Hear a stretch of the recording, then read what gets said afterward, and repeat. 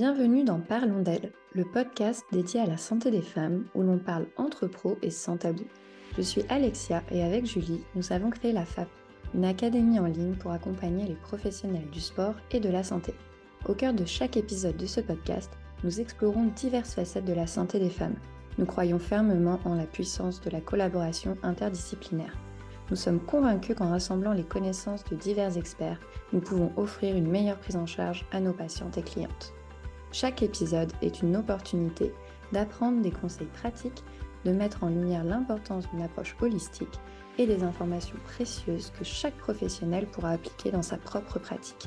Découvre des interviews stimulantes avec des professionnels éminents de la santé féminine, ainsi que des partages d'expériences et des histoires inspirantes. Ensemble, construisons un avenir de santé féminine globale, équilibré et interdisciplinaire.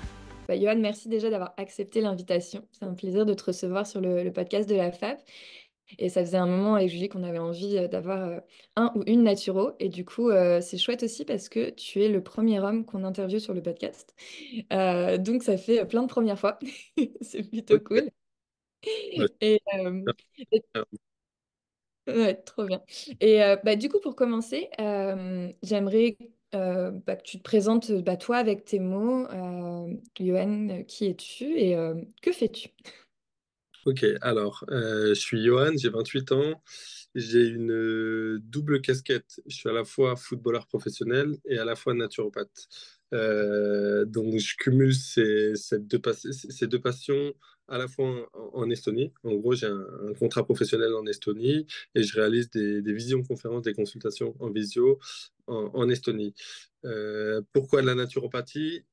Pour faire de manière très simple, moi je suis atteint de la maladie de Crohn. J'ai été diagnostiqué à mes 18 ans et en gros, pendant 5 6 ans, plus je prenais des traitements lourds, moins j'avais de bénéfices entre guillemets sur ma santé. Mon état s'aggravait et à un moment donné, bah, je me suis dit que je devais aller chercher des réponses ailleurs, autres que la médecine allopathique. Et c'est comme ça que je me suis tourné vers la naturopathie. Donc, de base, dans un premier temps, je me suis formé pour moi, pour essayer de comprendre en fait pourquoi j'avais la maladie de Crohn, parce qu'à chaque fois que je me posais la question, bah, pourquoi moi, pourquoi pas les autres, on me disait que c'était un peu la malchance. Bah, c'est tombé sur toi, c'est une personne sur 10 000, et du coup, c'est toi. Et je me disais, bah, pourquoi moi, c'est pas logique. Et en fait, j'ai voulu comprendre tout ça. Donc, j'ai regardé les statistiques de cette maladie, et en regardant les statistiques, je me suis dit, bah, c'est pas une histoire de chance ou de malchance, c'est vraiment une histoire d'environnement en fait. Quand j'ai regardé les statistiques de toutes ces maladies chroniques qu'on appelle civilisation, on se rend compte que ces maladies, elles touchent les personnes qui sont stressées, les personnes qui mangent mal. Elles touchent certaines régions du monde, uniquement certains pays industrialisés. On va dans certaines régions en Afrique ou en Asie, il y a quasiment pas de maladie de Crohn. Et du coup, je me suis dit, bah, forcément, il y a quelque chose à faire. Donc, je me suis formé en naturopathie. Je me suis formé dans un premier temps dans une école en ligne et je me disais, bah, en ligne, peut-être que j'aimerais creuser un peu plus. Donc, j'ai aussi fait une école en présentiel. Je me suis aussi formé en micronutrition, en médecine fonctionnelle avec le docteur Résimon. J'ai commencé un DU à l'université Paris-Descartes en micronutrition, que j'ai pas fini du coup parce que j'ai déménagé en Estonie. Et aujourd'hui, bah, mon intestin s'est complètement cicatrisé. J'ai plus de symptômes depuis 3 ans. Tout se passe très bien. Et du coup, j'en ai fait mon métier. Ce que j'avais mis en place pour moi, je voulais le transmettre en fait à énormément de personnes qui sont en errance médicale. Et du coup, j'en ai fait mon métier. Et ça fait maintenant peut-être 3 ans maintenant que j'accompagne plus de 1 800 personnes en consultation, en visio et en cabinet. J'avais un cabinet quand j'étais sur Paris, mais du coup, depuis que j'ai déménagé, je suis en visio en Estonie. Donc voilà, je cumule ces deux métiers, footballeur professionnel et également naturopathe. Comment tu trouves ton équilibre entre les deux en termes de temps? Est-ce que c'est 50-50 ou est-ce que tu en as un qui prend plus de place? Je dirais que la naturopathie maintenant a pris plus de place, mais c'est une réelle organisation au quotidien. En gros, chaque jour est organisé la veille au soir, parce qu'entre mes deux entraînements, parfois j'ai 2 entraînements par jour, je dois faire la sieste entre les 2 entraînements, parce que si tu fais pas de sieste, forcément tu vas craquer à un moment donné. Euh, donc c'est vraiment une question d'organisation, mais je dirais 50-50. Et j'aime bien cet équilibre, parce que quand j'en ai... C'est énormément d'énergie à donner quand on est en consultation, quand on écoute, etc. On est tout le temps assis et ça me fait du bien d'aller dehors, d'aller à l'entraînement, d'aller me défouler. Et quand je suis fatigué physiquement, bah, ça me fait du bien aussi de me ressourcer et d'être plutôt chez moi, assis à travailler. J'ai Ouais. trouvé ça. C'est vraiment deux activités qui sont complémentaires, mais j'essaye aussi, avec un emploi du temps qui est hyper chargé, de m'accorder quand même du repos. Parce que sinon, c'est plus possible, tout simplement. Ouais, et puis après, c'est vrai que toujours le cordonnier plume à chaussée, tu peux pas donner des conseils et pas te les appliquer. C'est important aussi enfin, ouais, d'être ce que tu dis, quoi, comme conseil. Mm. Ah, exactement, exactement. Et il y a une question de crédibilité aussi et de modèle en tant que naturopathe. Bah, quand on devient naturopathe, forcément on le fait parce qu'on aime. Moi, j'aime prendre soin de mon corps. C'est logique et notre corps, c'est notre premier outil. Et on a ce rôle aussi de modèle pour les consultants qui viennent nous voir. Voir un naturopathe qui va fumer, qui va avoir une mauvaise hygiène de vie, bah, est-ce qu'il sera le plus à même du coup à conseiller? Je suis pas trop sûr. Ouais, moi, je suis d'accord avec toi. C'est important d'incarner aussi ce qu'on représente, surtout quand on est dans les métiers de la forme et de la santé, d'être au plus proche aussi des conseils qu'on donne, tout simplement. Exactement. Top. Et du coup, par rapport aux personnes que tu accompagnes, est-ce que tu as une personne type que tu accompagnes ou est-ce que les profils des personnes que tu suis sont très variés? Les profils sont assez variés. Après, en termes de statistiques, je dirais que j'ai 90% de femmes. 90% de femmes entre 20 et 40 ans. Et c'est souvent le même profil. Ce sont des personnes qui sont très fatiguées. Très fatiguées. Et du coup, cette fatigue va engendrer différents déséquilibres au sein de l'organisme. Souvent des troubles digestifs, souvent des déséquilibres hormonaux. Et après, bien souvent, ça va se répercuter sur leur enveloppe corporelle, donc sur leurs cheveux, sur problèmes de peau, etc. Exactement. Pour des personnes justement qui ne connaissent pas, tu vois, qui nous écoutent, mais qui connaissent pas forcément la naturopathie ou qui connaissent le nom, mais qui ne savent pas exactement qu'est-ce qui se cache derrière ce nom, est-ce que tu pourrais décrire un petit peu plus, en gros, comment ça se passe globalement une prise en charge? Quelles sont les questions que tu vas poser et comment est-ce que tu vas t'intéresser à l'individu? Et ensuite, quels sont tes champs d'action concrètement? Ok. Alors, la naturopathie, c'est une médecine traditionnelle qui permet au corps de se rééquilibrer de lui-même. Et ça, c'est important. En gros, il y a une loi qui s'appelle la loi de l'homéostasie qui dit que le corps, si on le met dans un environnement qui est adéquat, l'organisme va toujours chercher à se régénérer, à se rééquilibrer. Et pour ça, notre organisme, il a des besoins. Il a des besoins, que ce soit physiques, mentaux, etc. Dormir, c'est un besoin. Boire, c'est un besoin. Manger, c'est un besoin. Et du coup, cette médecine traditionnelle, elle permet au corps de se rééquilibrer si on répond à ses besoins par des moyens qui sont naturels. Et le naturopathe, du coup, il va avoir différents outils, différents leviers de santé qu'il va pouvoir activer chez un individu pour permettre d'avoir ce retour à l'équilibre. En fait, en naturopathie, quand il y a une maladie, quand il y a un trouble, quand il y a une pathologie, c'est forcément qu'il y a un déséquilibre au niveau du terrain. Ça peut être au niveau de la digestion, ça peut être au niveau des toxines qui rentrent dans l'organisme, ça peut être une question de système nerveux, d'énergie vitale, il n'y a pas assez d'énergie. Et, et en naturopathie, ce qui est intéressant, faut pas du tout la mettre en opposition avec la médecine allopathique. C'est pas les médecins contre les naturopathes. Ce sont pas deux droites qui sont totalement parallèles. Pour moi, c'est deux droites qui sont complémentaires. Là où la médecine va être hyper intéressante, ça va être cette médecine d'urgence.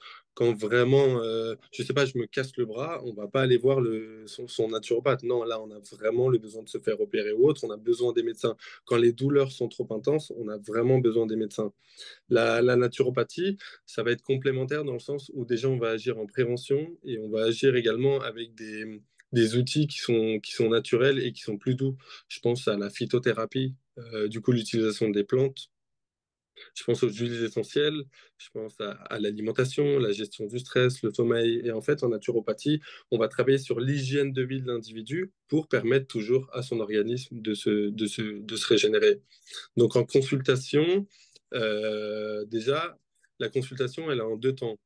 En moyenne, ça dure entre 1 heure, 1 h 30. C'est une consultation qui est assez complète et assez poussée. La première partie, c'est vraiment l'écoute, c'est ce qu'on appelle l'anamnèse. On écoute le consultant et on essaye en fait de comprendre ce qui se passe. Donc, on va poser des questions au niveau de son énergie, au niveau de son hygiène de vie, au niveau de ses symptômes, au niveau de ses antécédents, pardon, etc. Ça va nous permettre d'avoir un descriptif de la situation. Et ensuite, en fonction de ça, on va pouvoir lui apporter des solutions qui vont être adaptées par rapport à son terrain, que ce soit au niveau alimentaire, gestion du stress, des exercices respiratoires, pourquoi pas de la thérapie manuelle ou pourquoi pas de la micronutrition et des compléments alimentaires. Et si le besoin, on va pouvoir réorienter vers d'autres thérapeutes parce que le naturopathe, en gros, c'est un éducateur de santé. Il va travailler sur l'hygiène de vie. Maintenant, s'il y a le besoin d'aller voir un psychologue, un ostéopathe ou autre, là, bien sûr, on ne s'improvise pas autre professionnel de santé, on va réorienter. Top, trop bien. Et les suivis durent combien de temps en général, justement? Parce que donc tu as dit une consultation, c'est entre 1 heure et demie. Et ensuite, est-ce que c'est du suivi longue durée ou est-ce que en général, il y a une période à peu près d'accompagnement? C'est très difficile à dire parce que ça dépend des cas. En fait, une personne qui va avoir des troubles digestifs parce qu'elle mange très très mal, on va lui en fait, moi, ça prend du temps parce que j'explique toujours ce qui se passe. Ça permet à la personne de devenir actrice de sa santé, mais de comprendre. Ça va avoir du sens pour elle. Et si elle comprend, forcément, elle aura l'envie de mettre des choses en place. Donc, il y a des personnes, ça peut durer juste une consultation. Parce que l'objectif, en tant que naturopathe, ce n'est pas à chaque fois de ramener le client, le consultant et de le revoir, en fait, tout simplement pour prendre son argent. Le but, c'est de lui permettre d'être autonome, parce que la santé, ça vient pas de l'extérieur. Il faut pas déléguer sa santé à un professionnel de santé. Donc la santé, ça vient soit par ses habitudes au quotidien, son hygiène de vie. Donc moi, mon objectif, c'est à la limite de le voir qu'une seule fois et de lui permettre d'être autonome. À la fin de chaque consultation, le naturopathe, il remet un protocole qui va être individualisé avec des conseils. Et normalement, ce protocole permettra à la personne de devenir autonome. Donc, parfois, une consultation, ça peut suffire. Maintenant, il y a certaines personnes, les problématiques sont plus complexes et du coup, il va falloir travailler plutôt étape par étape. Sachant que dans l'organisme, tous les organes sont étroitement liés et s'impactent mutuellement. Parfois, il y a un souci de thyroïde qui impacte la digestion, mais la digestion va impacter les hormones du sommeil, donc la personne ne va pas très très bien dormir, va avoir une prise alimentaire qui va être modifiée, qui va pas aller dans le sens de la santé, et ça va impacter le sommeil, le cerveau, du coup la thyroïde, ça va créer des carences. Et en gros, il y a énormément de cercles vicieux. Et bien souvent, ces cercles vicieux, ben, en une consultation, c'est pas suffisant. Donc, ça peut être deux, trois consultations, ça dépend vraiment de la personne. Mais l'objectif, c'est à chaque fois de lui permettre d'avoir les clés pour qu'elle devienne autonome. Bah Mm. justement, pour cette recherche d'autonomie dont tu parles, j'imagine que c'est dans cette idée aussi d'éducation que tu as sorti ton livre. Je sais pas comment il est arrivé, tu vois, comment il est arrivé, toi, dans l'ordre par rapport à, ton parcours professionnel, mais j'imagine que c'était l'idée d'avoir un outil qui puisse revoir les fondamentaux.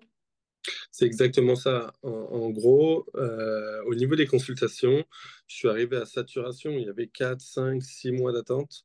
Et j'avais une liste d'attente qui était monstrueuse. Donc, à un moment donné, je me suis dit, il va falloir que je crée une formation ou un livre qui va permettre déjà à toutes les personnes qui n'ont pas de consultation auprès de naturopathes, qui n'ont pas de place, bah déjà d'avoir les bases. Ou si on n'a pas forcément le budget d'aller voir un naturopathe, bah au moins j'ai un livre avec toutes ces bases-là. Et en gros, le livre, ça permet aussi de toucher un public plus large. Et la personne avec ce livre, elle va avoir vraiment les bases, mais vraiment, c'est des bases que tout le monde devrait appliquer pour essayer de retrouver la santé ou du moins la préserver. Ouais. Et du coup, tu parlais beaucoup d'énergie. Il y a la plupart des personnes qui te consultent, un des symptômes qui revient, je pense que ça doit être tout ce qui est troubles intestinaux et baisse d'énergie avec le stress qui puise cette énergie. Quels sont tes champs d'action, toi, en tant que naturopathe, pour aller justement régénérer les personnes que tu accompagnes? Mm. Bah, À chaque fois, la stratégie, ça va être de travailler de manière holistique, de manière globale. Comme tu l'as dit, une personne qui n'a pas d'énergie, elle n'aura pas énormément de capacité digestive parce que son organisme, tout simplement, ça va pas être la priorité pour lui de digérer. Mais l'inverse est vrai. Une personne qui digère très très mal, la digestion, c'est entre 40 à 50% parfois de l'énergie. Donc, si je digère constamment parce que je grignote constamment, forcément, je vais être fatigué. Donc, stress, fatigue, digestion, tout est emmêlé. Et le naturopathe, du coup, on va pouvoir travailler au niveau de la digestion, que ce soit au niveau de l'alimentation. Ça, c'est hyper important. Donc, il y a des aliments qui sont plus digestes que d'autres. Il y a des assiettes, il y a des combinaisons alimentaires à respecter. Donc, ça, c'est au niveau de l'alimentation. Il y a aussi la manière de manger qui est hyper importante, prendre le temps de mastiquer, manger dans un environnement qui est adéquat. On a aussi des plantes qui peuvent augmenter les capacités digestives. Parce qu'en fait, c'est ça, une personne qui est fatiguée et qui digère pas très bien, en fait, les deux sont liés. Je suis fatigué, donc j'ai pas énormément de capacité digestive. Donc, je peux quasiment rien digérer. Et du coup, j'ai ces problèmes digestifs. En fait, la digestion, c'est parce que je n'arrive pas à digérer. Donc, en gros, pourquoi je n'arrive pas à digérer? Soit parce que mon alimentation, elle est trop complexe, soit parce que j'ai pas énormément d'énergie. Donc, en naturopathie, on va travailler, que ce soit avec des techniques de gestion du stress ou de repos, pour essayer de retrouver un peu plus de capacité digestive. Mais on va également travailler avec l'alimentation, aussi avec des compléments alimentaires. Certains compléments alimentaires peuvent être assez intéressant pour travailler au niveau digestif. Après, le système digestif, quand on parle de digestion, on n'a tout rien dit. Est-ce que c'est au niveau du côlon? Est-ce que c'est au niveau de l'intestin? Est-ce que c'est au niveau des organes hauts du système digestif? Est-ce que c'est plutôt l'estomac qui déconne? Est-ce que c'est plutôt le foie, le pancréas? Donc en fait, quand on a dit digestion, faut aller plus loin. Et il faut savoir ce qui se cache derrière ces problèmes de digestion. Top. Et justement, tout à l'heure, tu disais que tu travaillais aussi avec voilà, d'autres professionnels quand toi, tu sentais que tu étais à la limite par rapport à ce que toi, tu avais apporté à la personne. Avec quel type de professionnel en général tu travailles? Tu as parlé des ostéos tout à l'heure. Est-ce qu'il y a des ponts que toi, tu fais avec d'autres corps de métier? Tu parlais aussi des psychologues. Hmm. Ouais, c'est ça. En gros, j'identifie s'il y a des problématiques qui peuvent, entre guillemets, bloquer mon travail. Moi, je veux vraiment travailler sur l'hygiène de vie, sur les différents piliers, gestion du stress, sommeil, etc. Mais parfois, il y a des blocages émotionnels ou autres qui font que la personne, elle va avoir du mal à lâcher prise, elle va avoir du mal à passer à l'action. Là, je vais plutôt orienter vers des psychologues. Il y a aussi des professionnels qui vont travailler plutôt au niveau de l'énergétique. Moi, avec l'alimentation, avec la micronutrition, je travaille vraiment sur le corps physique, sur les muqueuses, sur le microbiote, sur les organes. Mais maintenant, nous ne sommes pas uniquement matière, nous sommes aussi énergie. Et du coup, ça peut m'arriver de renvoyer vers des thérapeutes de médecine traditionnelle chinoise ou des acupuncteurs, et j'ai énormément de bons résultats, mais parce que les deux sont liés. Donc, eux vont travailler sur le côté énergétique. Même certains ostéopathes ou chiropracteurs vont pouvoir travailler sur ces blocages énergétiques. Moi, je travaille au niveau du corps physique et c'est comme ça qu'on a des résultats. Ouais, donc tu es déjà aussi dans cette approche très collaborative et interdisciplinaire par rapport, toi, à ta prise en charge aussi.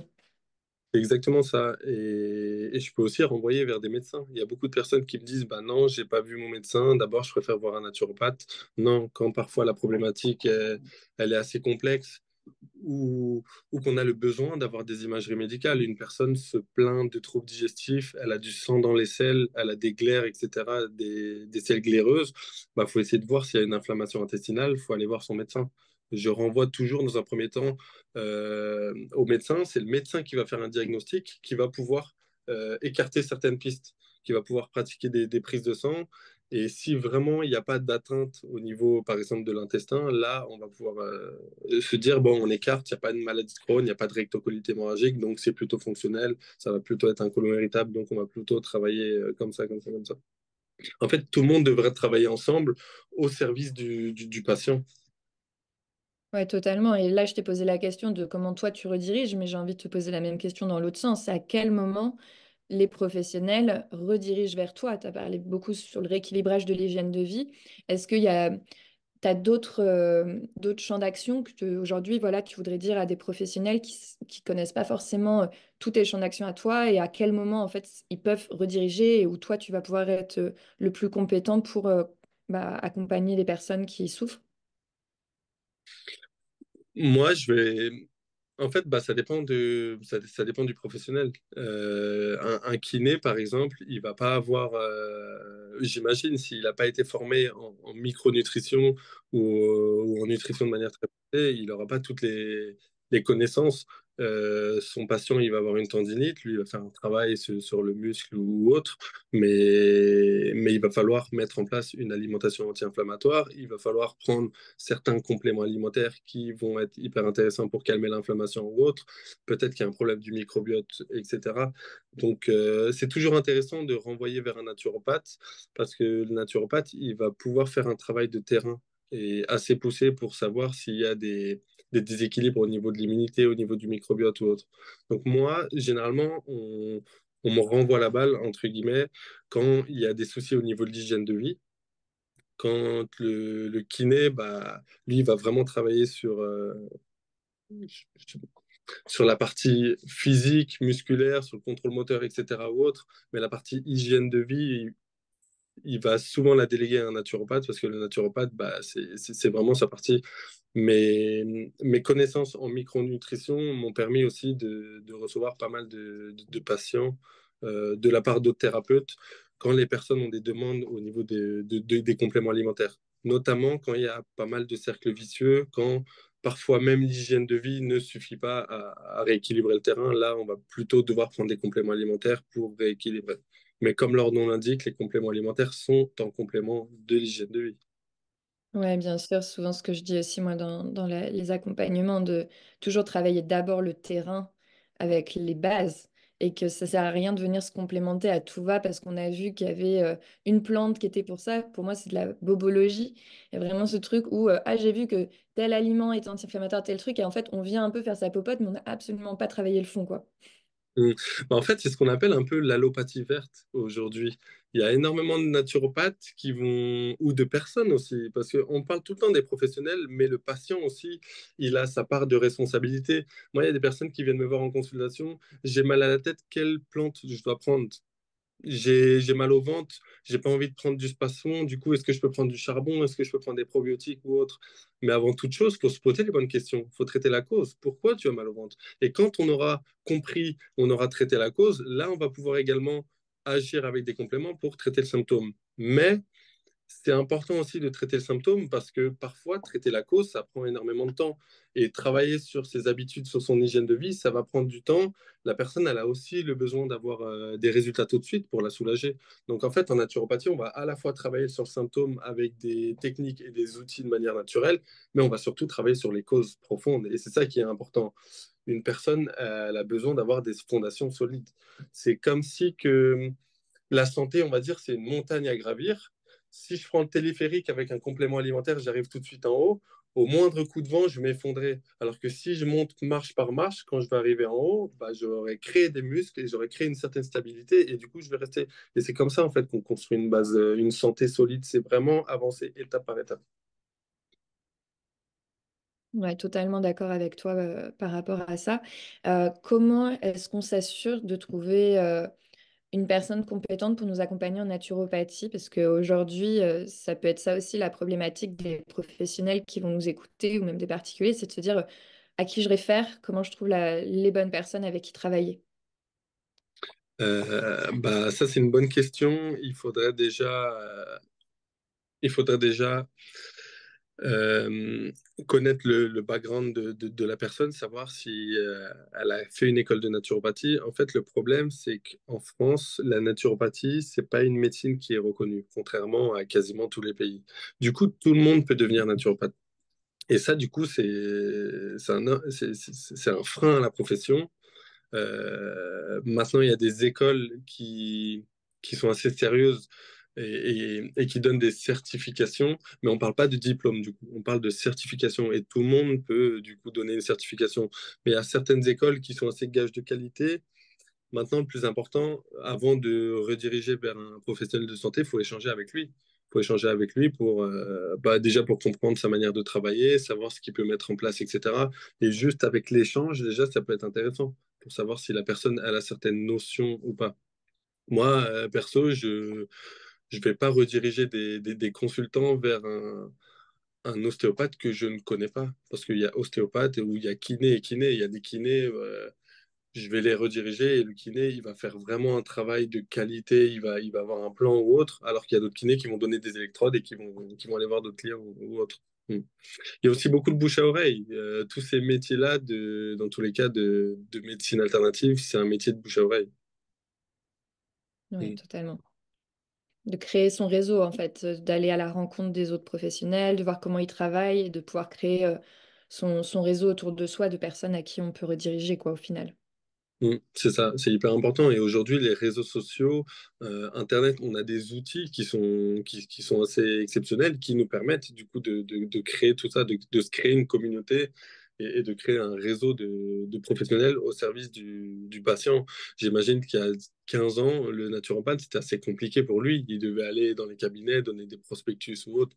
Aujourd'hui, on a la chance d'avoir des plateformes, des clubs, des réseaux sociaux qui nous permettent facilement de rencontrer, de rentrer en contact avec d'autres thérapeutes. Donc, autant l'utiliser à bon escient. Ouais, totalement d'accord avec toi. Pour conclure, est-ce que tu aurais un message pour des professionnels du sport et de la santé à transmettre sur la prise en charge globale de la femme, plus particulièrement? Bah, le message que je pourrais leur faire passer, c'est que c'est d'être un maximum ouvert. Un maximum ouvert. Aujourd'hui, la naturopathie, surtout dans certains médias, elle a mauvaise presse à cause du coup du fait qu'elle soit pas reconnue et du coup qu'il y ait des dérives sectaires. Mais le plus important, c'est d'être ouvert et surtout d'expérimenter. Et en fait, bien souvent, avant même d'avoir expérimenté, on a des préjugés, on se pose des questions. Ah, naturopathe, je sais pas trop ce que ça me fait un peu peur. Il a un peu le naturopathe dans les métiers dans les médecines traditionnelles, il a un peu cette étiquette de charlatan. Sans peser mes mots, hein. Et du coup, le conseil que je pourrais donner, c'est vraiment échanger avec des thérapeutes pour, euh, pour faire en sorte que la prise en charge soit le plus global possible. Un kiné, un coach sportif, etc., bah, forcément, il aura des limites. Il va pas pouvoir, lui, travailler sur l'hygiène de vie parce qu'il a tout simplement pas le temps. Si tu dois faire des séances, si tu dois faire énormément d'exercices ou autre, t'as pas le temps de travailler sur l'alimentation, sur la gestion du stress ou autre. Donc, nous, en tant que naturopathe, quand on délègue à ces personnes-là, je trouve ça judicieux que ces personnes-là aient l'humilité de dire, bah, au niveau de la nutrition, je suis pas un expert, je peux déléguer à une personne qui va faire un travail de manière individualisée. Et c'est ça le plus important, c'est d'individualiser en fonction des besoins de la personne. Bien souvent, on peut voir des professionnels qui vont donner le même programme à énormément de personnes, et ça, du coup, ça va pas être adapté à son microbiote, à son immunité, à ses capacités digestives et autres, et du coup, ça va être contre-productif dans le processus de régénération pour la personne. Ouais, totalement. Top, trop bien. Et bah, c'est super. Bah, merci infiniment pour tout ce que tu as partagé. Je pense que ça permet d'avoir une vision beaucoup plus claire de ce que peut faire du coup les champs d'action d'un naturopathe et la complémentarité, comme tu le disais, que ce soit avec des kinés, avec des coachs sportifs, avec des ostéos. Et c'est super chouette. C'est ça qu'on veut aussi mettre en avant sur ce podcast. Donc, trop bien. Merci infiniment pour ton temps et puis bah, pour toutes tes précisions. C'était chouette.